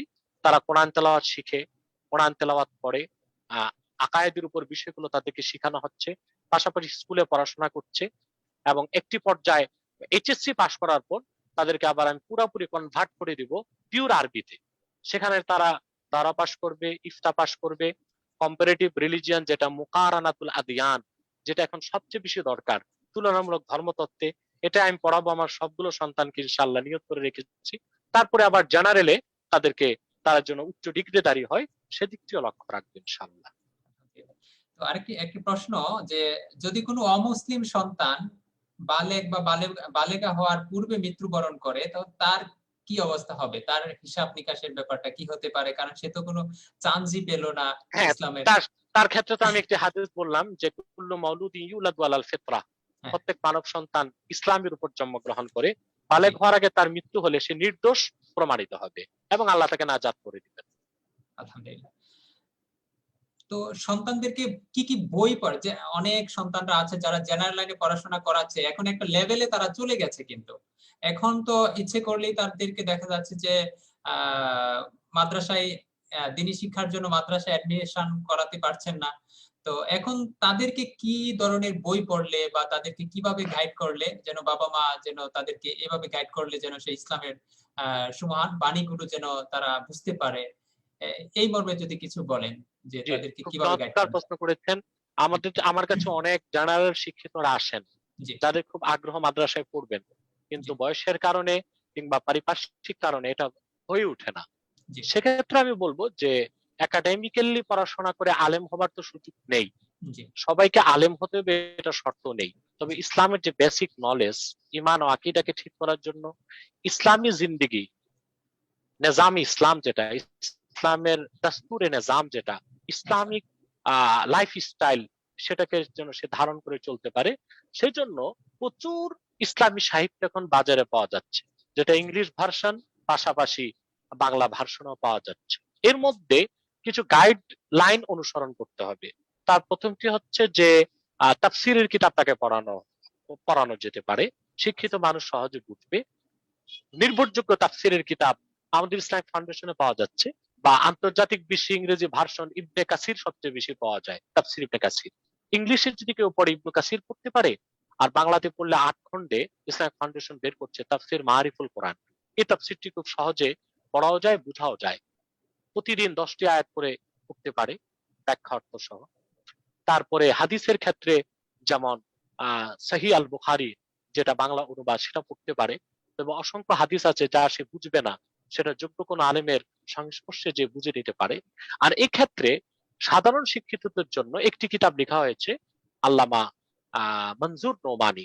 তিনি ভারতের লখনৌতে অনেক বড় মাপের আলেম ছিলেন। মাআরিফুল হাদিস নামে তিনি প্রায় 13 খণ্ডে সাধারণ মানুষ যেন হাদিসের জ্ঞান অর্জন করতে পারে একটি হাদিসের কিতাব সংকলন করেছেন। প্রতিটি হাদিস, তার অর্থ ব্যাখ্যা এবং হাদিস থেকে কি শিক্ষা, সব উল্লেখ করেছেন তিনি। খুশির খবর হচ্ছে যে বাংলা বাজার এটার বাংলা সংস্করণও পাওয়া যাচ্ছে। এইভাবে কোরআন কারিমের মৌলিক জ্ঞান, হাদিসের মৌলিক জ্ঞান জেনারেল শিক্ষিতরা অর্জন করতে পারে। তবে অবশ্যই বুঝার ক্ষেত্রে একজন গাইড লাগবে। গাইড ছাড়া কোনোদিনও সে ভালোভাবে বুঝতেও পারবে না, সঠিক সিদ্ধান্তে পৌঁছতে পারবে না। যেহেতু সোশ্যাল মিডিয়াতে অনেকগুলো সুযোগ আছে, এখন ভালো ভালো স্কলারদের বক্তব্য শোনার সুযোগ আছে, বা তাদের কাছে সরাসরি প্রশ্ন করে শেখার সুযোগ আছে। এভাবে জানার শিক্ষিতরা ইসলামের মৌলিক জ্ঞানে দীক্ষিত হতে পারে। আরেকটি প্রশ্ন হচ্ছে যে ছাত্রছাত্রীদেরকে ন্যারো মাইন্ডেড এবং ব্রড মাইন্ডেড হতে বিশেষ করে শিক্ষক শিক্ষিকারা অনেক বেশি ভূমিকা রাখেন। যেই শিক্ষক খুব উদার মনোভাবের, তার স্টুডেন্টরাও কিন্তু সেই মনোভাবের হয়ে ওঠে। অনেক জায়গায় দেখা গেছে যে শিক্ষকের অ্যাটিটিউডটা তার উপর টোটালি কপি হয়ে গেছে, মানে তাকে যেভাবে গাইড করা হয়েছে ঠিক সেভাবেই সে গড়ে উঠেছে। তো এই ক্ষেত্রে যে বর্তমান সিচুয়েশনে দেখা গেছে যে আমরা যেই মাদ্রাসায় পড়াশোনা করছি, ঠিক এটাকেই আমরা ভাবছি যে এটাই বোধহয় সহি, আর বাকিরা সবাই ভুলের মধ্যে আছে, এরকম একটা মনোভাব অনেকের মধ্যে দেখা যায়। অনেকেই দেখা গেছে যে টুপি নিয়ে দেখা গেছে যে একজন লম্বা টুপি পরছে, দেখা যাচ্ছে এটা দেখার সাথে সাথে মানে এমন মানে ভাবে তাকাইছে, মনে হচ্ছে যে না, এটা টুপি পরে নাই, বা এমন কিছু একটা মাথায় দিছে যেটা ইসলামের সাথে কোনো সম্পর্কই নেই। এই যে একটা মনোভাব আমরা শিক্ষকরা তৈরি করে দিচ্ছি, উস্তাদরা তৈরি করে দিচ্ছি, তো উস্তাদের ব্যাপারে আপনি কি পরামর্শ দিবেন যেন তারা স্টুডেন্টদের ব্যাপারে খুব যাদের তৈরি করতে যেত তারা ব্রড মাইন্ডেড হিসেবে তৈরি হয়, উদার মনোভাবের তৈরি হয় স্টুডেন্টরা, এই ব্যাপারে শিক্ষকদের কিছু বলুন। হ্যাঁ, সুন্দর প্রশ্ন করেছেন আপনি। তবে আনসারুল হক সাহেব, এই সংকীর্ণতা শুধু মাদ্রাসায় নয়, এই সংকীর্ণতা স্কুলে আছে, কলেজে আছে, বিশ্ববিদ্যালয়ে আছে। না, জি জি, দেখুন, আমি আমি কিন্তু বলছি, মাদ্রাসা উল্লেখ করিনি। জি জি দেখুন, স্কুল কলেজ বা যারা ভার্সিটিতে পড়াশোনা করছে, জি, তারা মনে করে সব বিদ্যাসাগর, অর্থাৎ আচ্ছা তারাই আচ্ছা, সব বুঝে, তারাই সব জানে। আলেম ওলামাদেরকে তারা আন্ডার এস্টিমেট করার চেষ্টা করে। আবার বিভিন্ন মাদ্রাসা থেকে যারা পড়ে বের হচ্ছে, তাদের মধ্যে সংকীর্ণতা একটু পরিলক্ষিত হয়। আচ্ছা, সেটার জন্য মূলত সত্যিকার অর্থেই একটা জি, কথা আছে, আসাবিয়াত, সম্প্রদায় প্রীতি বা দল প্রীতি, এই আচ্ছা জিনিসটি আমাদের মধ্যে গড়ে তোলা হয়। এটা একটা আচ্ছা সংকীর্ণতার বড় কারণ। আচ্ছা, মূলত সব মাদ্রাসায় এটা নেই। আমি যে মাদ্রাসায় পড়াশোনা করেছি, কিছু সময় বাংলাদেশে পড়াশোনা করেছি যে মাদ্রাসায়, তার একটি হচ্ছে দারুর রাশাদ। আরো অন্য বড় বড় মাদ্রাসাতেও পড়েছি বাংলাদেশে, কিন্তু অন্য মাদ্রাসার সাথে এই মাদ্রাসার রয়েছে বিরাট এক পার্থক্য। এখানে সংকীর্ণতা মোটেও নেই। এখানে আমি দেখেছি যিনি প্রিন্সিপাল ছিলেন, মৌলানা সালমান সাহেব, তিনি সবসময় আমাকে আপনি বলে ডাকতেন। আমি তার ছাত্র ছিলাম, কিন্তু উনি প্রায় উর্দুতে কথা বলতেন। আমার দাদা বাবা জনপুরি পীর সাহেব, ওনারা উর্দু বলেন, সেজন্য তিনি আমার সাথে উর্দুতে কথা বলতেন।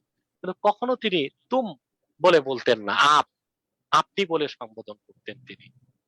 দেখুন, তিনি আমাকে বাল্যকাল থেকে ছাত্রদেরকে কত উদারতা শিক্ষা দিয়েছেন, অথচ আমরা দেখতে পাই স্কুল কলেজে বা মাদ্রাসাতে ছাত্রদেরকে তুই তাকারি বলা হয়। জি অতএব ব্যবহারের মাধ্যমেই, শিক্ষকের ব্যবহারের মাধ্যমে ছাত্রের মানসিকতার বিকাশ ঘটে। জি অর্থাৎ সে কোন মানসিকতার গড়ে উঠবে তা মূলত শিক্ষা প্রতিষ্ঠানের পরিবেশ এবং শিক্ষকদের আচরণ অনেকাংশে এখানে অনুঘটকের ভূমিকা পালন করে, প্রধান নিয়ামকের ভূমিকা পালন করে। এরপরে দেখুন নাদওয়াতুল উলামা লখনউ, যেখানে আমি পড়েছি, এটা লখনউ, সেখানে তো সংকীর্ণতা একেবারেই নেই। সেখানে আমি যে মসজিদ, আমাদের যে মসজিদ ছিল অনেক বড় মসজিদ, সেখানে অবাক করা কাণ্ড, সেখানে অনেক রকমের মুসল্লি আমি দেখলাম। কেউ রফে আদান করতো, কেউ রফে আদান করতো না, কেউ জোরে আমিন বলতো, কেউ আস্তে আমিন বলতো, কেউ একবার আঙ্গুল উঠাতো শাহাদাতে, কেউ বারবার উঠাতো, কারো গোল জুব্বা, কারো কাটা কুর্তা। তার কারণ কি? অথচ সে মাদ্রাসার প্রতিষ্ঠাতা ছিলেন হানাফি, এবং যিনি ওই মাদ্রাসার জন্য উজ্জ্বল নক্ষত্র ছিলেন বিশ্ববরেণ্য আরবি সাহিত্যিক, ইসলামী চিন্তাবিদ, গবেষক এবং মুফাক্কিরে ইসলাম আল্লামা আবুল হাসান নদভী রহমতুল্লাহ। ওনাকে উনি হানাফি ছিলেন, এবং দায়িত্বে যারা ছিলেন, আমি যখন ছিলাম, নদভী সাহেব রহমতুল্লাহ ইন্তেকালের 6-7 মাস পরে আমি গিয়েছিলাম, ওনার ভাগিনা মাওলানা রাবে সাহেব, আমাদের শোবা শরিয়া, শোবা কুল্লিয়া এই ডিপার্টমেন্টের প্রধান ছিলেন মাওলানা ওয়াদে সাহেব, ওনার সবাই হানাফি ছিলেন, কিন্তু মাদ্রাসার ভিতরে চরম উদারতা ছিল। নামাজের ক্ষেত্রে কেউ জোরে আমিন বলতো, কেউ আস্তে বলতো, কারো টুপি ছিল, কারো মাথায় টুপি থাকতো না, নামাজ পড়তো, কিন্তু সেখানে কোনো কাউকেই বাধা প্রয়োগ করা হতো না, চরমপন্থা অবলম্বন করা হতো না। কারণ নাদওয়াতুল উলামা হচ্ছে একটি আন্তর্জাতিক মানের ইসলামী মার্কাজ। সেখানে তৈরি হবে ইসলামী চিন্তাবিদ, গবেষক, এবং ইসলামের আদর্শ মনে লালন করে মানব সেবা করবে এইরকম মানব দরদী জনপ্রতিনিধি, মানবাধিকার কর্মী তৈরি হবে। সেজন্য সেখানে যথেষ্ট উদারতা রাখা হয়েছে। মাদ্রাসাগুলোতে বা প্রতিষ্ঠানগুলোতে নাই তা না, উদারতা আছে, কিন্তু আমাদের দেশে যে সংকীর্ণতা আমরা দেখতে পাই, এটা যেভাবে মাদ্রাসাতে দেখতে পাই সেভাবে স্কুল কলেজগুলোতেও দেখতে পাই। এটা অবশ্যই একটি নেতিবাচক দিক। তবে মাদারিসে আরাবিয়াতে, কওমি মাদ্রাসাগুলোতে কিছু কঠোর নিয়ম কানুন আছে, সেটা ছাত্র বা ছাত্রের কল্যাণেই করা হয়ে থাকে। নামাজের ক্ষেত্রে যথেষ্ট পাবন্দী থাকে, পোশাক আশাকের ক্ষেত্রে ইসলামী পোশাক আশাক পরিধান করবে, এটা সংকীর্ণতার অন্তর্ভুক্ত নয়। কারণ হচ্ছে স্কুল কলেজেও তো নির্ধারিত ইউনিফর্ম আছে, এক এক কলেজে এক এক ইউনিফর্ম। এখন সেই ক্ষেত্রে ইউনিফর্ম ছাড়া তো ছাত্রকে ঢুকতেই দেওয়া হবে না। সেক্ষেত্রে যদি মাদ্রাসায় ইউনিফর্ম নির্ধারণ করা হয় যে তোমাকে 5 কলি টুপি পড়তে হবে, লম্বা কুর্তা পড়তে হবে, ছাত্রকে অবশ্যই মাদ্রাসার গণ্ডির ভিতর ইউনিফর্ম হিসেবে অন্তত তা পড়তে হবে, সেটা সংকীর্ণতার বাইরের একটি বিষয়। আরেকটা বিষয় খুবই গুরুত্বপূর্ণ প্রশ্ন আমার কাছে মনে হচ্ছে, সেটা হচ্ছে যে অনেক জেনারেল শিক্ষিত অভিভাবকরা মনে করেন যে আমার সন্তানদেরকে যদি আমি মাদ্রাসায় পড়াই তাহলে সন্তান উগ্রবাদী হয়ে যাবে, জঙ্গি হয়ে যাবে, এরকম একটা টেন্ডেন্সি তাদের অনেক অভিভাবক, হায়ার এডুকেটেড অনেক অভিভাবকদেরকে বলতে শুনেছি আমি, যে না মাদ্রাসায় দিলে এরকম হয়ে যেতে পারে অনেক সময়, বা যদি তারা দাড়ি রাখে তখন কিন্তু কেমন চোখ বড় বড় করে তাকায় যে কি অবস্থা, আমার সন্তানের কোনো লাঞ্ছুত হয়ে গেল নাকি, এরকম অনেক সময় এরকম একটা টেন্ডেন্সি অ্যাটিটিউড তাদের মধ্যে পরিলক্ষিত হয় আমি দেখেছি। এবং যেহেতু আমি অনেক ইংরেজি নিয়ে কাজ করি, অনেক অভিভাবকদের সাথে পরামর্শ হয়, কথা হয়, অনেক হাই সোসাইটি ফ্যামিলিদের সাথেও আলোচনা হয়, এই বিষয়টা তারা অনেক সময় ভাবে। তো এইসব হায়ার এডুকেটেড অভিভাবকদেরকে আপনি কি পরামর্শ দেবেন? এই যারা অভিভাবকদেরকে আমি পরামর্শ দিব যে মাদ্রাসায় পড়াশোনা করলে বা আরবি শিক্ষায় শিক্ষিত হলে কেউ সন্ত্রাসী হয়, এটার কোনো প্র্যাকটিক্যাল প্রমাণ বাংলাদেশে নেই। বরং সবচেয়ে অবাক করা কাণ্ড, হোলি আর্টিজানে যারা সন্ত্রাসী হামলা করেছিল এই প্রত্যেকটা ছিল ও লেভেলের ছাত্র ছিল। আমি বলবো ও লেভেল এ লেভেলে যারা পড়ে অ্যারিস্টোক্রেটের সন্তানরাই সন্ত্রাসী হচ্ছে, তাহলে স্কুল কলেজে আর পড়ানো যাবে না, এটা একটা আতঙ্কের বিষয়। বরং মাদ্রাসায় যারা শিক্ষিত হচ্ছে তারা কখনোই হাতে অস্ত্র নিয়ে অবৈধভাবে কার উপর হামলা করে না, মাদ্রাসায় এটা শেখানো হয় না। জিহাদ যেটা সশস্ত্র জিহাদের নিয়ম কোরআন সুন্নাতে আছে, তার বাইরে যে কেউ সশস্ত্র জিহাদের নামে কিছু করবে সেটা তো ইসলাম সমর্থন করে না। যেমন আইএস বিশ্বব্যাপী খেলাফত প্রতিষ্ঠান নামে যে সন্ত্রাসী কর্মকাণ্ড করে যাচ্ছে, এটা তো কি ইসলাম সমর্থন করে? আমরা সশস্ত্র জিহাদকে বিশ্বাস করি, সশস্ত্র জিহাদকে বিশ্বাস ছাড়া মুসলমান হওয়া যাবে না, তবে সেটা হতে হবে কোরআন সুন্নাহর নীতিতে। আইএস কি করছে? আইএস এর প্রতিটি অস্ত্রের গায়ে লেখা আছে it is the property of United state of America, অর্থাৎ তার অস্ত্রটা আমেরিকার দেওয়া। ইসলাম ও মুসলমানের এত বড় শত্রু আমেরিকা খেলাফত প্রতিষ্ঠার জন্য অস্ত্র দিবে, তাতে তো বোঝা যায় ডাল মে কুছ কালা হ্যায় কাবাব মে হাড্ডি হ্যায়। আইএস যে আসলে এটা আমেরিকার প্রোডাক্ট, এটা ইসরায়েলের মোসাদের প্রোডাক্ট, তা তো বুঝেই যাচ্ছে। আর হোলি আর্টিজানে যারা হামলা করেছে তারা কেউ মাদ্রাসার ছাত্র ছিল না, তারা ঢাকার অভিজাত ধনী মানুষের সন্তান ছিল, ও লেভেল এ লেভেলের ছাত্র ছিল, তারা সন্ত্রাসী কাজ করেছে। অতএব মাদ্রাসায় পড়লে সন্ত্রাসী হবে, এটা একটা চরম বিভ্রান্তি ছাড়া আর কিছু নয়। আমি মনে করি ইসলাম বিদ্বেষী শক্তি মিডিয়ার অপপ্রয়োগ করে এই মিথ্যাটিকে আমাদের শিক্ষিত সমাজের মাথায় গেঁথে দিয়েছে। দ্বিতীয়, দাড়ি রাখার বিষয়টি, এটা হচ্ছে একটা কালচারাল অ্যাটাক, ইসলামের বিপক্ষে একটি সাংস্কৃতিক আগ্রাসন জায়নবাদীদের পক্ষ থেকে। বিশ্বব্যাপী ইহুদি খ্রিস্টানদের যে জায়নবাদী সংগঠন নিউ কনজারভেটিভ, তারা তাদের অপসংস্কৃতির মাধ্যমে পৃথিবীতে এই চিন্তা ছড়িয়ে দিয়েছে যারা দাড়ি রাখে তারা টেররিস্ট হয়, তারা সন্ত্রাসী হয়। আপনি জানেন ইসরায়েলে যত রাবি আছে, ইহুদি পণ্ডিত, ইহুদি আলেম, তাদের প্রত্যেকের দাড়ি আমাদের মতো ছোট দাড়ি না, 1 হাত লম্বা, 16 ইঞ্চি 18 ইঞ্চি লম্বা দাড়ি রাখে তারা। আর শুধু তাই না, আপনি ভ্যাটিকান সিটির যদি ভিডিও দেখেন, সেখানে পোপ এবং পাদ্রী যারা, তারা টুপি পরিধান করে, জালির টুপি বাংলাদেশে আছে, এরকম টুপি পরিধান করে। অতএব টুপি আর দাড়ি রাখলে কেউ যদি সন্ত্রাসী হয়, ইহুদি খ্রিস্টানদেরকে সন্ত্রাসী বলতে হবে না। এটা একটা বিভ্রান্তির বা অপসংস্কৃতির আগ্রাসনের শিকার বলবো আমি অভিজাত ওইসব গার্ডিয়ানদেরকে যারা আপনাকে এই কথাটি বলেছে। আমরা কেন দাড়ি রাখি, টুপি লাগাই? আমরা সুন্নত হিসেবে টুপি পরিধান করি এবং আল্লাহ রাসূল সাল্লাল্লাহু আলাইহি ওয়াসাল্লামের সুন্নত হিসেবে দাড়ি রাখি। আমাদের দাড়ি রাখা, টুপি লাগানো, অমুসলিমের দাড়ি রাখা, টুপি লাগানো এক বিষয় নয়। অতএব এই যে অপসংস্কৃতির আগ্রাসনের কারণে অভিভাবকগণ আতঙ্কিত, মাদ্রাসায় পড়ালে সন্ত্রাসী হবে, দাড়ি রাখলে কেউ সন্ত্রাসী মনে করবে, টুপি লাগালে কেউ সন্ত্রাসী মনে করবে। আমি তো দেখেছি পৃথিবীতে যত মাফিয়া সন্ত্রাসী সব দাড়ি চাষা এবং তারা টুপি লাগায় না। এবং পৃথিবীতে বড় বড় যারা প্লেন হাইজ্যাক করছে, তাদের কারো দাড়ি নাই, মাথায় টুপিও নেই। অতএব এই বিভ্রান্তি ধীরে ধীরে আমাদেরকে দূর করতে হবে। এই আমাদের অভিজাত সন্তানদের পিতামাতার মাথায় যে বিষ বাষ্প ঢুকেছে, এটা আমাদের আস্তে আস্তে পরিষ্কার করতে হবে। আশা করি পরিষ্কার হচ্ছে এবং আরো হবে। জি, ধন্যবাদ। আমি আরেকটি বিষয়, আপনি জানেন আমি একটি প্রতিষ্ঠান চালাচ্ছি, মূলত সোশ্যাল মিডিয়াতে আমাকে সেভাবেই চিনে বাচ্চাদের একজন ইংরেজি শিক্ষক হিসেবে। বাচ্চাদের ইংরেজির বেসিক লেভেল ডেভেলপ করতে আমি কাজ করি। এখন আমি ইদানিং একটা সিদ্ধান্ত নিয়েছি যে আমার ছেলের ব্যাপারে তো আপনাকে লাইভ সেশন শুরু করার আগে অনেক কিছু বলেছি, সেই প্রসঙ্গটা আর এখানে আনতে চাচ্ছি না। আমার ছেলেকে আলহামদুলিল্লাহ লক্ষ লক্ষ মানুষ চিনে। তো আমি চাচ্ছি বিশেষ করে কিছু একটা মাদ্রাসা শুরু করার জন্য। আমার যে প্রতিষ্ঠান আছে সেটার পাশাপাশি আমার একটা 5 তলা একটা ভবন হচ্ছে আমাদের, এটা নিজস্ব ভবন। যে ভবনটাতে আমি চাচ্ছি যে একটা আন্তর্জাতিক মানের, আমি একটা কোথাও যেন একটা আর্টিকেল পড়েছিলাম এরকম যে কর্মহীন ধর্ম শিক্ষা আবার ধর্মহীন কর্মশিক্ষা দুটাই ভ্যালুলেস। মানে আমি চাচ্ছি দুটার সমন্বয়ে এমন একটা শিক্ষা ব্যবস্থা যেখানে বাচ্চারা অলরাউন্ডার হিসেবে তৈরি হবে। আর সেখানে আমি পরামর্শ চাচ্ছি আপনার কাছ থেকে। আমি শুরুটা করতে চাচ্ছি এরকম, আমি কিন্তু এসো আরবি শিখি একটা বই আছে আবু তাহের মেজবা হযরতের, এই বইটা আমি নিজে স্টাডি করছি, আমার কাছে খুব ভালো লাগছে। এবং আমার যে একটা বই আছে স্পোকেন ইংলিশের, এই বইটা এবং এসো আরবি শিখি এবং কোরআনের হেফজ এবং আন্তর্জাতিক মানের হাতের লেখা, অর্থাৎ তিনটা, একটা হচ্ছে আরবি ভাষা শেখার জন্য এসো আরবি শিখি, আরেকটা হচ্ছে যে কোরআনের হেফজ একসাথে চলবে, এসো আরবি শিখি চলবে।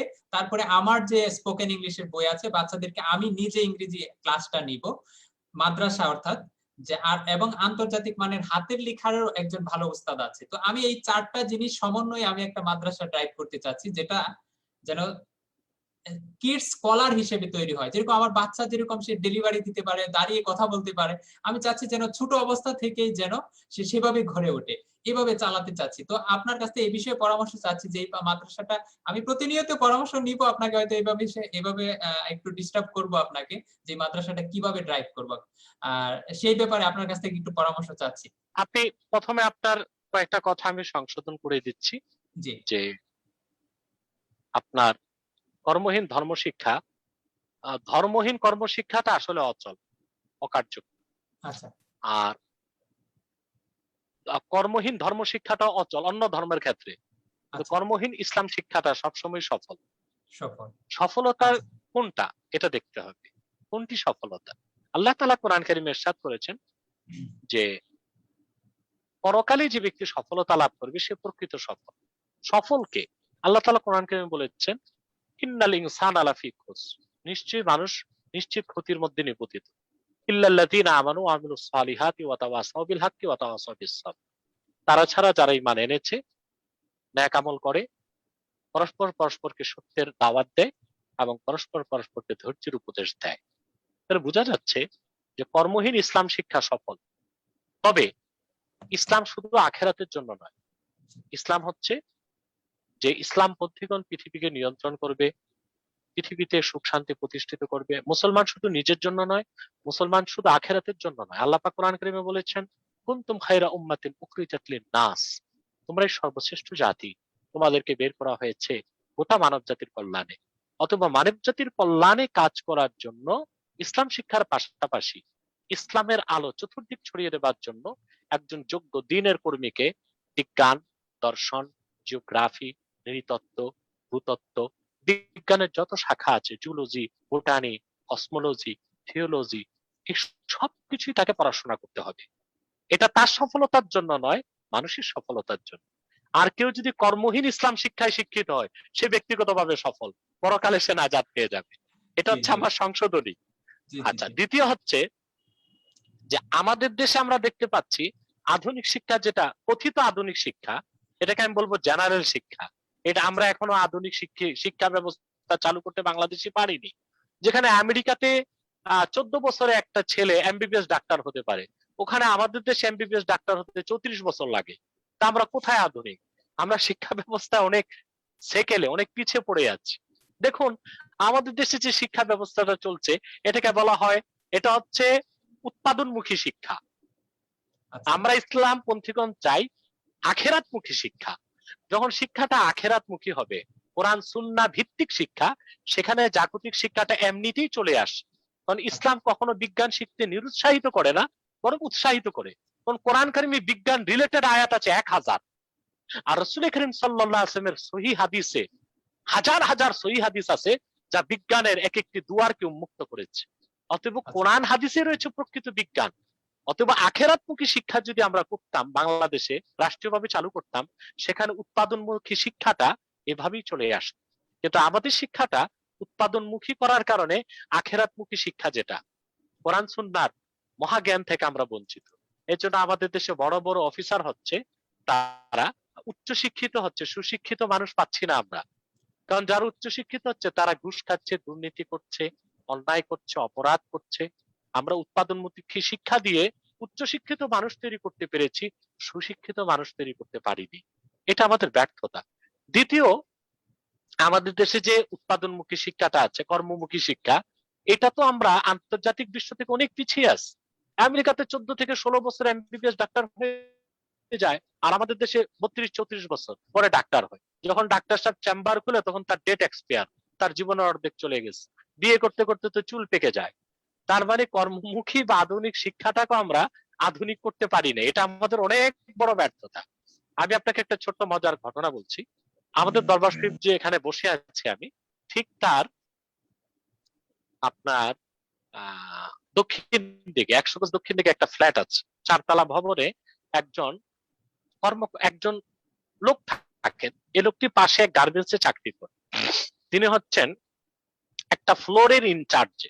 তিনি একদিন আমাকে দুঃখ করে বললেন যে আমি ফ্লোর ইনচার্জে আছি, আচ্ছা আমার দায়িত্বে 45 জন মাস্টার ডিগ্রি পাস কাজ করতেছে শ্রমিক হিসেবে। আমি বললাম আপনি কি পাস? বলে আমি এসএসসি পাস। আপনার বেতন কত? বললেন তিনি 95,000 টাকা।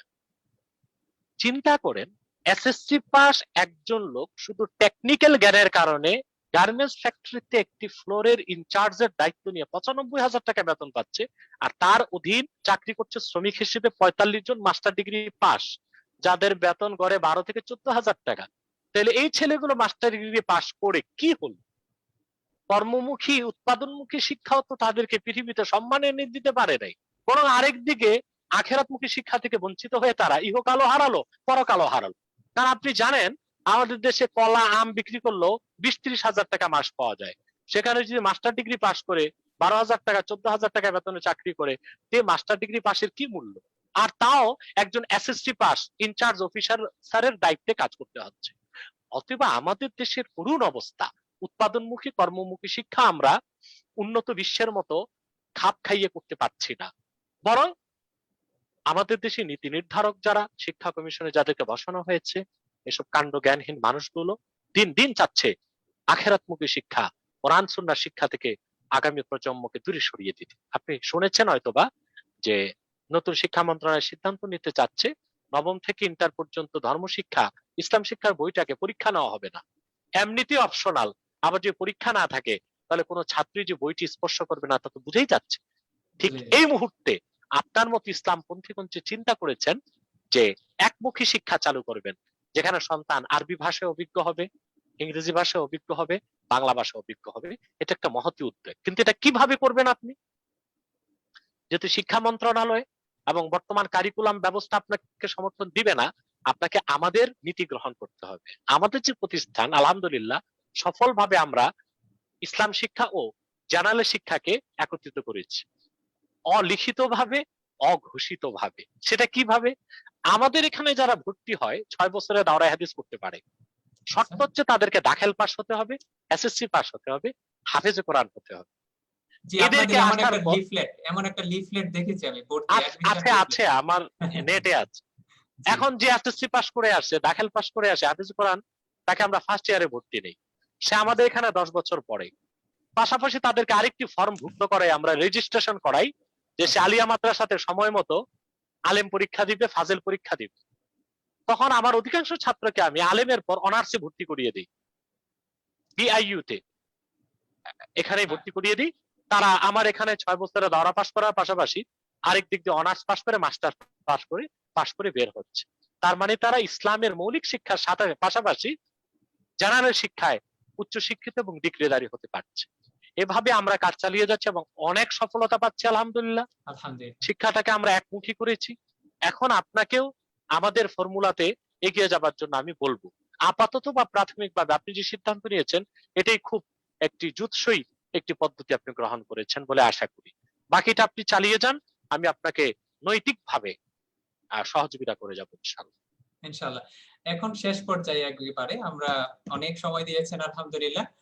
আমি খুব আক্ষেপ নিয়ে, খুব হৃদয়ের গহীন থেকে দুটি কথা বলবো। আওয়াজটা একটু কম শোনা যাচ্ছে আনসারুল হক সাহেব। হ্যাঁ, একটু এখন শুনতে পাচ্ছেন? জি জি। হ্যাঁ, আমি বলতে চাচ্ছি যে এই মুহূর্তে আমি যে কথাটা বলবো এটা আমি চেয়েছিলাম যে প্রোগ্রামের শুরুতেই বলবো। তো তারপরও যারা আমাদের সাথে এখনো কানেক্টেড আছেন, আমি বলতে চাচ্ছি যে আজকে আলেম সমাজের যে বিভাজন, এটা আমাকে খুব বেশি ব্যথিত করে। শুধু আমি না, শত শত না, লক্ষ লক্ষ সাধারণ মানুষকে। এখন আমি চাচ্ছি যে এই